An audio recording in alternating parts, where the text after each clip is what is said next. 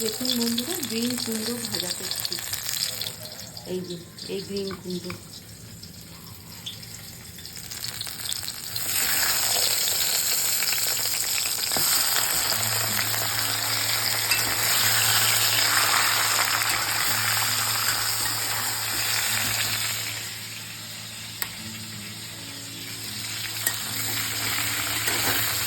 খুব টেস্টি হয়, একদম গ্রিন, তেলও কম লাগে ফ্রাই করতে।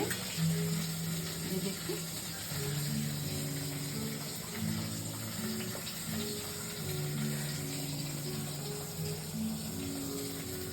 কুমড়ো আছে, আর এইটাকে ভাজা করছি।